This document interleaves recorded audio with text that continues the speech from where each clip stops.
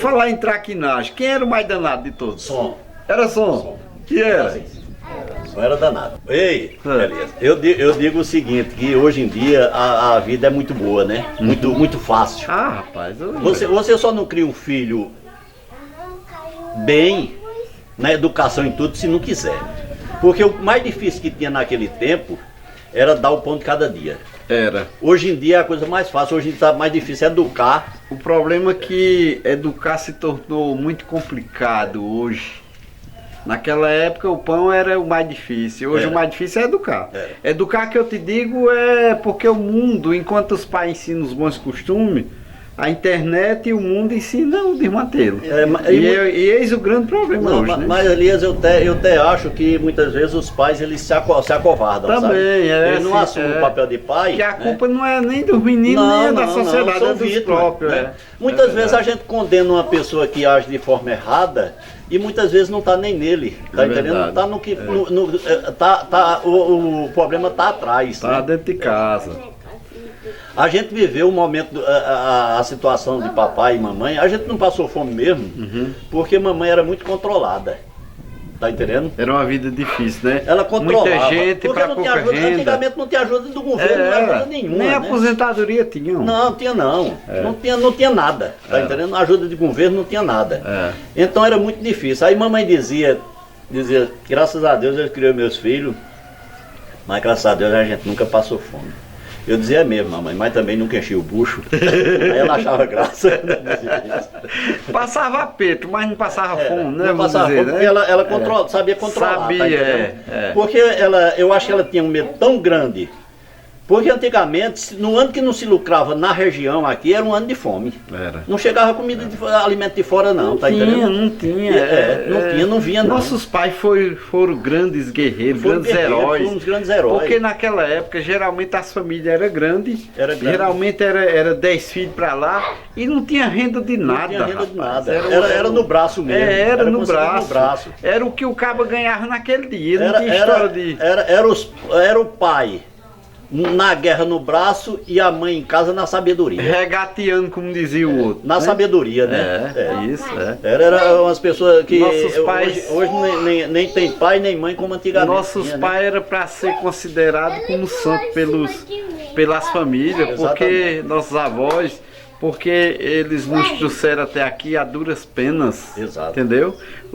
A galera de hoje, essa juventude, não sabe o que é tempo ruim nem dificuldade não. Sabe não. Entendeu? E para poder hoje nós termos essa vida que temos, uma vida de facilidade, teve os desbravadores, os sofredores que nos trouxeram até aqui, entendeu? Isso, Elias, aí a gente também aqui nesse cenário que eu estou contando a você, tinha um Severino André, que era casado com a tia minha. Sim. Tia Maria era uma das mais velhas, né? Era. Você sabia, também tinha uma irmã de papai, que era a mãe de Absalão de Chico de Justino, era irmã de papai. Ah, então são primos de vocês, Absalão, né? Primo legítimo. Chico. A irmã de papai morreu do parto de Chico de Justino. E foi. E tinha tia Maria. Foi outro parto. Foi? Foi, mas Chico era pequenininho, né? Era bem novinho. Era dos últimos. Mas morreu também, não foi? Morreu tudo. Aí, Severino André, a gente chamava tio Severino André porque era casado com a tia da gente. Né? Sei, que naquela época tinha isso, né? E ele era cabeleireiro, era barbeiro. Cabeleireiro não, barbeiro. Barbeiro, dizia barbeiro, né? E ele usava aquelas máquinas manual, que antigamente não tinha essas máquinas sofisticadas. Eu lembro daquelas danadas. Olha, quem passou por uma daquela... Tem o que contar. De vez em quando pegava na orelha do carro, dava um beliscão. Olha, a gente quando vinha pra aqui, tava tudo muito bem. Até papai dizia, vamos cortar o cabelo. A gente com vontade de cortar na tesoura, mas se fosse na tesoura, o cabelo ia crescer rápido demais e não ia dar certo. Embora que era de graça, né? Sei. Era 0,800. E era. Eu digo que foi quem inventou 0800, foi ele. E ele fazia de graça. Era de graça, mas mesmo assim... Era de graça. Pra gente era de graça. Sei. Né? Então a gente ia cortar cabelo lá e tinha uma danada de uma máquina, parece que não sei que danada tinha aquela, cega. Cega. Era. Ele começava geralmente por aqui, pela costeleta aqui. Sei. E começava mordendo, a gente começava sentado, sabe? Mas quando chegava um determinado tempo, ele já estava com o braço já alto assim, a gente já em pé. E quando ele via que não dava mais para puxar para cima, aí fazia tuco. Quando fazia tuco, a gente caía sentado e o cocô na máquina, o cocô de cabelo na máquina. Ele ia desmontar, botava um óleo em cinge, dizia, a bicha tá seca, botava um óleo em cinge. Aí começava, só sei quando era para terminar esse cabelo. Não tinha mais esse negócio de tá botando mais óleo não. Porque o olho já estava lubrificado, já descia. Descendo o óleo no cangote do cabo. No olho do cabo e o olho do cabo ficava rodando. Meu Deus. Isso foi mais de caminho de rato quando ficava mal cortado, né? Era. Aí mamãe comprou uma máquina a ele. Não foi ele não, comprou na feira. Não foi a ele não? Foi não. Foi na feira. Aí ele pegou a máquina, aí mamãe depois pegou a máquina e deu a ele. E foi? Foi. Aí comprou essa máquina e foi para tirar o cabelo de Humberto. Sim. Até a mamãe devia ter começado por igual, mas ela começou de um lado. Mas quando começou de um lado, que terminou um lado, aí a máquina disse, pronto, o serviço que eu tinha que fazer eu já fiz. Quebrou-se. Não quis mais ir para frente. Não foi o ar, não. Foi não. Aí o Beto ficou com uma banda grande e outro pequeno. Não, aí naquele tempo Raimundo Soriano, aquele cantor era, como é o nome? Valdir Valdir Soriano, tava no auge, né? Aí mamãe disse, Assis, pega o Humberto e vai levar para cortar o cabelo ali. Aí pegou o chapéu e botou do lado. Nesse dia. Na moda do Valdir Soriano. Nesse dia o salão tá fechado. Parece que foi mesmo por castigo. As barbearias. Fecharam, as barbearias fecharam tudinho. Sei. Foram encontrar onde, Assis? Eu me lembro. Nesse tempo Rodaram Soledade quase toda. Nesse tempo cabelo a Laíde não tava, quase não tinha ninguém. tinha Nascaí, tinha Sebastião Barbeiro. Nevinha aí, a mãe de João, aquele João do Nevinha, sabe? Sei. A mãe dele cortava cabelo também. E era Nevinho Pereira. Nevinha Pereira. Só sei que rodaram o mundo todinho com o Humberto, parecendo Valdir Soriano. Um chapéu de um lado, até encontrar um cabeleireiro para dar o corte final, para dar o retoque final. Eita situação. Era sofrimento, viu? Era. Porque a mamãe comprou a máquina para economizar o dinheiro. Aí deu errado. Porque no dia que não fosse para a rua, Sei. que viesse para aqui, para ir para o 0800, né? Sei. Era lá. Ela dava o retoque lá. Ela apesar de querer ser cabeleireira também. Aquilo ela estava querendo era tomar a profissão de testemunha e não disse nada. Olho grande. E nesse tempo dava um pior e dava um leste nos meninos, né? Homem, pelo amor de Deus, eu não sei. Até um dia desse, essa semana eu vi numa reportagem o cara dizendo na rede social, dizendo que na década de 80 ele disse, mas não foi, na década de 70. Disse, deu um piolho. Ele disse que vieram Que o pessoal, pelava o carro da cabeça. disse que vieram os Beatles para tocar em Campina Grande, ou não sei onde foi. Disse que quando era no camarim eram os Beatles assim, os cabas catando lenda. Porque os cabas tinham os cabelos grandes, né? Era Paul McCartney, esse povo, era o pessoal catando lenda nele. O tanto pior que tinha. Isso foi um humorista que contou, certamente. Não, mas disse que era verdade mesmo. A gente, no dia a dia, a gente fica muitas vezes conversando com os amigos, e eu estava conversando um dia com o pessoal ali no Arruda, eu não vou citar nome de ninguém assim, Tá para não comprometer. Não sei não. Aí Digo um milagre, mas não aí digo santo. ele contando uma história que disse que um prefeito de Soledade, naquele tempo mais atrasado, Sim. veio para mandar fazer um censo para ver o nível de escolaridade dos alunos. Uhum. Então o secretário foi numa escola numa determinada localidade, isso é verídico. Verdadeiro. Aí quando chegou lá e disse, olha, chegou para a professora e disse, olha, a gente está fazendo aqui um censo escolar para saber o grau de conhecimento do aluno. Escolha aí um aluno que seja mais inteligente, sabedoria um pouquinho. Ela disse, ei, vem cá. Aí chamou o menino veio aqui para trás da professora. Aí eu disse, eu vou fazer as perguntas a ele, que ele é mais sabido, aí para ele responder. Aí o menino começou a se encolher. Aí disse, quem foi que descobriu o Brasil? Aí o menino começou a se esconder, aí correu, aí se escondeu assim debaixo da carteira. Sei. Aí a professora disse, olha, fulano. Isso era o mais solto, o mais era saído. O mais sabido. Sei. Olha, fulano, eu conheço esse menino. Ele é de uma família de bem. Eu lhe garanto, não foi ele não. Não foi ele não. A professora. A professora. Aí lá vai, passou o tempo, ele andou fazendo esse censo por muitos cantos, né? É. Quando chegou um dia, fui prestar conta ao prefeito. Aí o prefeito disse, e aí, como foi o censo? Ele disse, olha, ele deve ter feito o relatório todo, né? Esse negócio não tá bom não. Você acredita, eu cheguei num canto e a professora, perguntei ao aluno quem descobriu o Brasil. E a professora disse que não foi ele, eu jurava que não tinha sido ele, que era de família bem. Aí o prefeito disse, eu já fui criança também. Eu já fui criança, e criança tem dito, pode apertar ele que foi ele.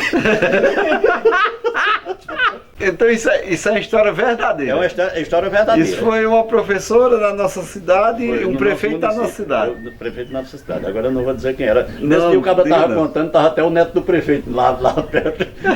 Tá entendendo? Antigamente, todos da idade da gente tem conhecimento que quando tinha uma banda filarmônica numa cidade, que ela se apresentava, saía muita gente acompanhando ela, né? Pio de Galo era uma referência. Pio de Galo não deixava ninguém acompanhar. Era para estar afastado da banda, não era para se aproximar, né? Era, ele protegia. E aí o pessoal, a gurizada, muitas vezes ficava imitando, né? Encantada com aquilo ali, né?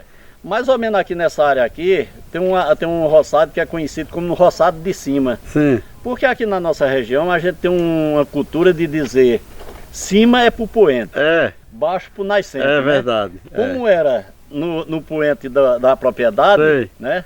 Aí chamava roçado de cima. Aí chamava roçado de cima. Mauro veio trabalhar lá. Era gurizinho, gurizote, sei, bichote. Aí, quando teve fé, lá vem Mauro. Aí disse, oxe, o que nada aconteceu com o Mauro? Será que o que foi que ele veio chorando? Quando descobriram, o Mauro vinha com um garrancho nas costas, com o pitoco do pau na boca e cantando, como se fosse a banda, sabe? Imitando o trovone. Imitando a banda, era.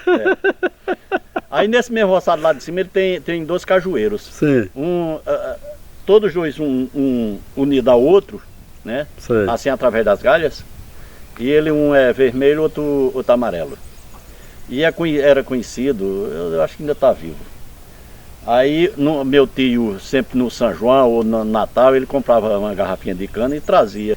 E os meninos levaram uma garrafa de cana para o cajueiro para tomar com caju. Com caju. Tinha caju. Tem uma coisa embebeda feita a molecha com caju. Pois é. Aí, mas eu não sei se era embebeda ou costume. Subiu 4 daqui, que era 6, não 5. A6, Petrônio, Humberto, Maurício, e desceu de Inácio Tomé, parece que 5 também. Virou uma galera danada. Para tomar uma garrafa de cana. Para tomar uma garrafa de cana com caju. Isso foi uma farra da bebeda mesmo? Isso foi uma farra da mulher. Bebeda mesmo? Com caju e bebeda. Então pronto, foi o que aconteceu. Foi. Desceu 5 bebês, subiu 5 bebês. Com a garrafa de cana. Com a garrafa de cana. Eu disse, a cana era forte, mas você está dizendo que o caju... Rapaz, eu não sei se é uma impressão minha. Eu tenho, porque quando eu era garoto, jovem, eu inventei de tomar umas canas com caju, eu nunca vi embebedei ligeiro demais. Não, mas é porque você não tinha o não, nunca tive costume de beber, não. É como esses lá, os pingus lá de casa, era desse jeito, sabe? Era desse jeito. Desceram 5 bebês, subiu 5 bebês, né? E os meninos nascem desceram e os daqui subiram. Aí quando terminaram... Com a garrafinha de cana. A garrafinha de cana, 600 ml, né? Aí desceram, subiu 5 e desceu 5. Tudo bebo. Com a garrafa de cana. Não levaram uma surra das mães, não? Nada. Já tava taludo. Não, porque aqui era minha tia, né? Era a tia. Minha tia não ligava muito para essas coisas. Sei como é. Não era, ela chamava muita atenção assim, brigava assim, mas... Sei como é, relevava. Relevava, né? Uma certa vez, Elias, eu tava lá no Arruda, e se junta aquela turminha, sabe, para começa a contar a história, né? Do passado. Ele fazia parte da banda do pessoal dos Paulo do Arruda. Que tinha uma bandinha para tocar. Sempre teve, forró de pé de serra, né? Ali sempre teve um forrozinho, o Arruda sempre teve artista. O forró pé de serra. É isso. Aí eles foram convidados para tocar um forró em Antônio Franco. Lá no Floriano. Quando chegaram lá, tocaram o forró, quando deu certas horas da madrugada, deram uma pausa, né? Que não aguentava, porque aquilo ali, o forró de antigamente, você sabe muito bem, começava às 6 horas da noite, ia para 7 horas da manhã. Diz que às vezes começava de tarde, quando e era em festa de casamento. Era uma banda só, né? Era um conjuntinho só. Era. Aí deram uma pausa para tomar um fôlego, né? Ricardinho, Maia Arnaldo saíram para fazer um xixi. Lá no mato, Lá sim. no mato. Lá no aceito do terreiro. Quando por passaram ali. na cozinha, disse que tinha duas velhas cochilando no pé do fogão e uma toalha de prato no torno. Assim, Sim, no torno. pendurado. Ele ali. passou e viu. Ricardinho vai andando meio abestalhado, no escuro também. Sim. Não é nem abestalhado, no Sim. escuro. No né? escuro. Quando Defé sentiu um negócio mole, quando Defé tinha debreado. Mesmo em cima de uma cagada, o cabra que chegou deu uma cagada meio grande. Lá no aceito do terreiro. Daquelas serenadas, daquelas que fica mole, sabe? Cobriu o sapato. Aí ele disse, ei, Arnaldo, vai buscar um negócio ali pelo ele disse, vou agora. Só foi pegar lá, pegou a toalha de prato. Ele tinha visto a toalha quando passou. Tinha visto a toalha quando passou, parece que já era programado mesmo. Parece um roteiro de filme. Limparam a bota, aí Ricardinho disse, agora bota lá. Foi botando que chegou na porta da cozinha para botar no armador, ia sair uma pessoa que tomava uma cachaça. Ia sair no bebo, ele já morreu. Sim. Ia sair no bebo, aí disse, ei, me dá essa toalha aí, ele disse, pegue. Quando disse, pegue, ele só disse, pegue, deu as costas, só viu as horas da coisa. Eu catei de merda na cara da mulher. A cabeça dele toda molhada, ele pegou e ensaboou a toalha. Não viu a merda. E jogou a cabeça e a cara com a toalha cagada. Foi. Isso foi arrumação. Coisa de forró no sítio, viu? Arnaldo conta muita história. Arnaldo disse que tem medo, ele tinha medo de andar de noite de todo jeito. Ele se fosse para andar de noite não viesse com E era. Disse que a mulher estava para ganhar neném. E disse, vai buscar uma parteira. Ele disse, ô mulher, não dá para esperar para amanhã não. Não dá não. A mulher apertada pra ganhar. Era. Ele só fez pegar uma poiquinha que tinha em casa, botou uma poiquinha debaixo do braço, para fazer a companhia aí. Pra não ir só. Pra dar sogra. Essa foi demais. Ele disse lá para a banda do Bom Sucesso, ele foi chamado, tinha uma novena. E eles foram para essa novena, ele foi pelo um canto, ele ia só, mas foi pelo um canto de dia. Sim. Pegou lá o pessoal e foi, sabe?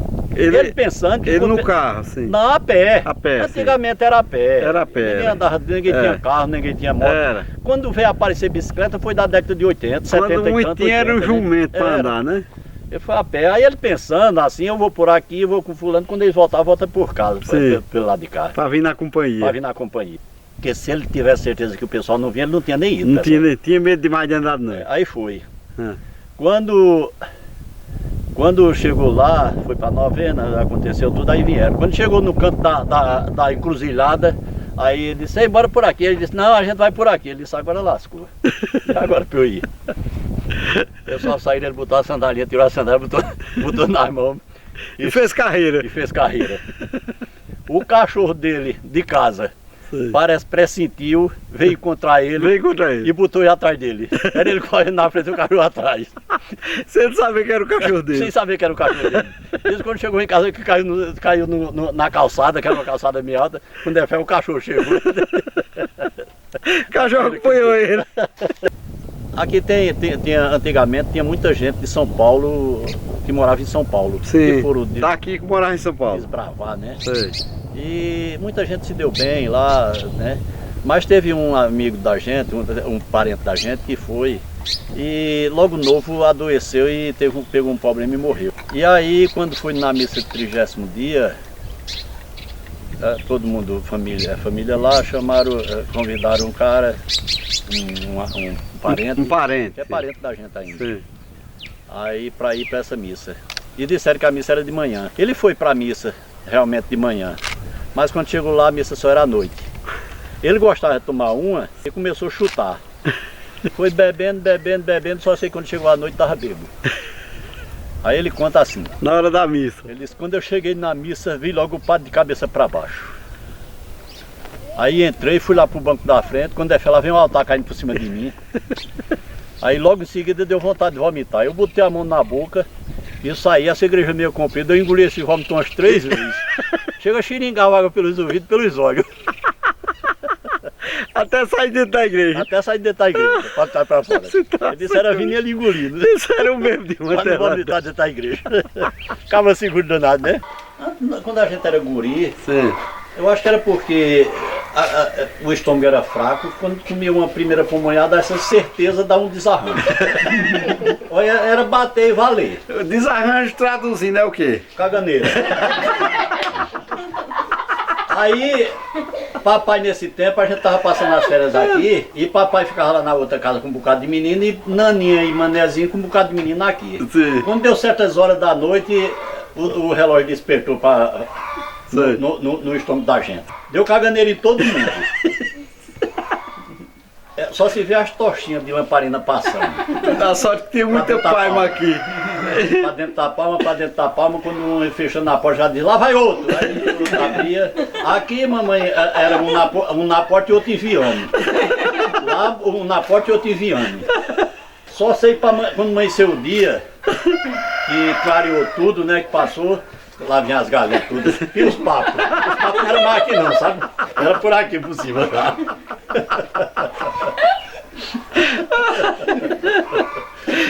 Então, finalizando agora, eu quero agradecer a vocês por nos contar tanta história boa, história de vivência desse lugar, dos antepassados, dos atuais. Agradecer e parabenizar vocês por tanta história boa.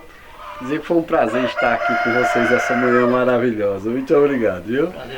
Valeu. Okay. Muita paz e saúde para todos nós, né? Para todos nós. Deus nos abençoe sempre.